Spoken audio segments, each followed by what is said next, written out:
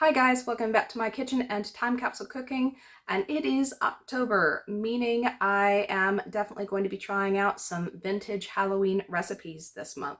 Now there's a problem with that, however, in that when I was looking through my vintage cookbooks and such, most of the recipes that were specifically for Halloween were either popcorn balls or donuts, and while donuts are an option, I don't really feel like frying anything right now, and I'm diabetic, so I have to have sugar-free stuff. So popcorn balls are kind of out, since I have not found any sort of substitute yet for corn syrup or the sticky sort of syrups that actually work to make stuff stick together instead of just being a simple syrup. So instead I started looking online and went on Click Americana and found a recipe for something called a Great Pumpkin Parfait. The recipe was put out by Jello in 1985 and has both Jello gelatin and Jello instant pudding for the layers, along with canned pumpkin, thus the Great Pumpkin Parfait. Now, having both gelatin and pudding in a recipe for the 2 layers, I have no idea how this is going to turn out. Also, it uses canned pumpkin and orange gelatin, so both the flavor combinations and the texture combinations are going to be a little different today. Hopefully it'll work out though. For ingredients today, we're going to need 1 small package of orange Jello, and that's either 3 ounces if you're doing regular Jello or 0.3 ounces for sugar-free. Either way, it's the one labeled 4 half-cup servings. We'll need 1 cup of boiling water, 1 small pack of instant vanilla pudding, once again the one that makes 4 1/2-cup servings. We'll also need 1 cup of cold milk, a half a teaspoon of pumpkin pie spice, 1 16-ounce can of pumpkin, 1 cup of Cool Whip, and half a cup of cold water. We're going to start off by boiling 1 cup of water,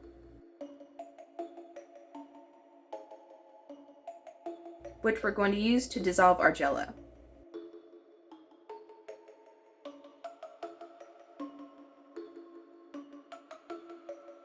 Next, we're going to prepare our vanilla pudding as directed on the box, except for the fact that we use 1 cup of milk instead of 2 cups of milk. And we're going to whisk it or beat it if you are using a mixer for 1 minute instead of the 2 minutes that it says on the box.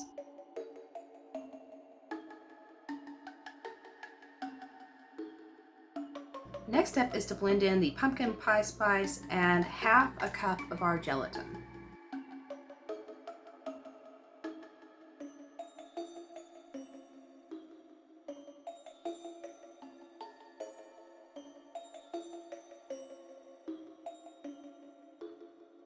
Next step is to chill this until it's thickened, so I'm going to stick it in the fridge for a few minutes.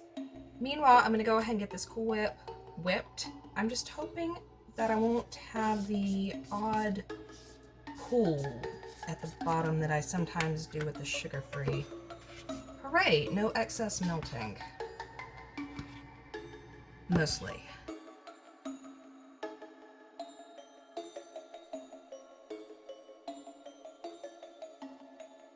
Good to go.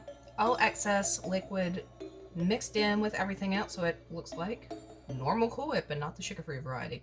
Okay, it's been about 10 minutes. I'm going to go ahead and pull the pudding out of the fridge.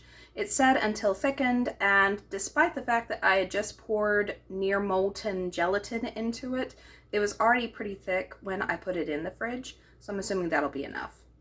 And now we beat it until it is fluffy.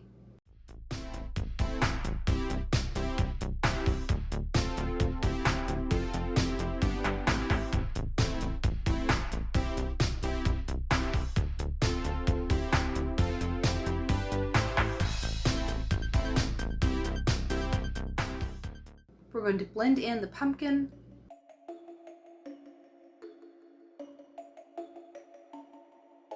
and then fold in the whipped topping.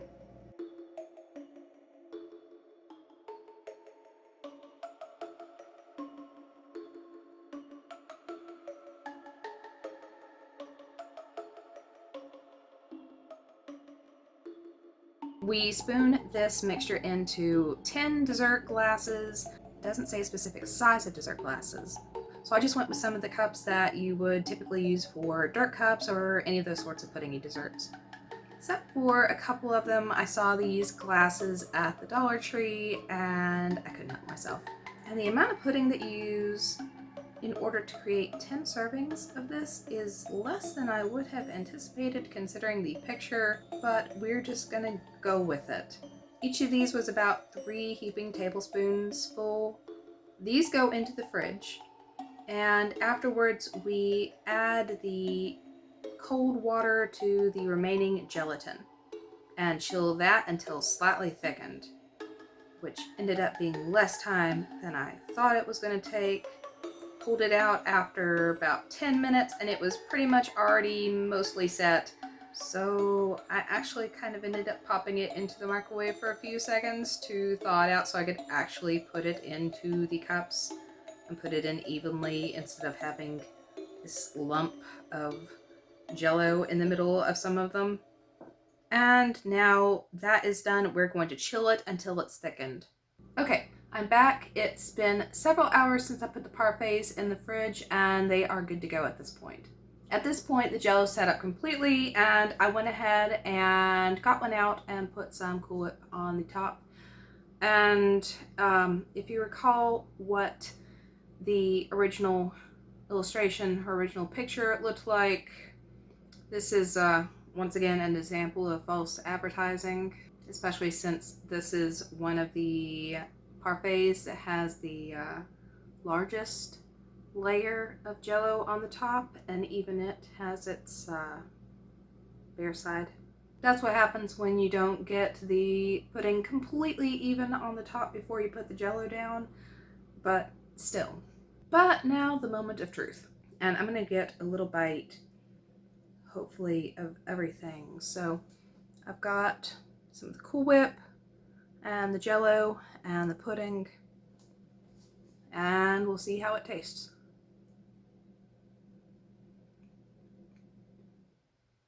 The flavor is good. I don't know how I feel about the texture of the pudding and the Jello together, since the pudding really is really nice and like whippy. The Jello is very, well, it's Jello. It's not a matter of the flavors not meshing well together. Oddly, I wasn't expecting it, but the orange with the vanilla spice, it's almost like a slightly spicy creamsicle. I wasn't expecting the orange flavor to work as well with the pumpkin and the vanilla and the spice as it does, but it's really something different and not something you see all the time or taste all the time, I guess. If you have a thing with textures, you might want to be cautious about this one. If the thought of whipped stuff plus the slickness of the gelatin together kind of sets you off, probably not your dessert. Overall, it wasn't a difficult recipe by any means, and both the flavor and the texture is pretty unique. So if you're looking for an easy recipe to try out this Halloween, I definitely recommend this one. I hope you enjoyed today's video. If you did, make sure to hit the like button and subscribe if you want to make sure that you get to see more of my videos in the future. Thanks for watching, and until the next recipe. Bye.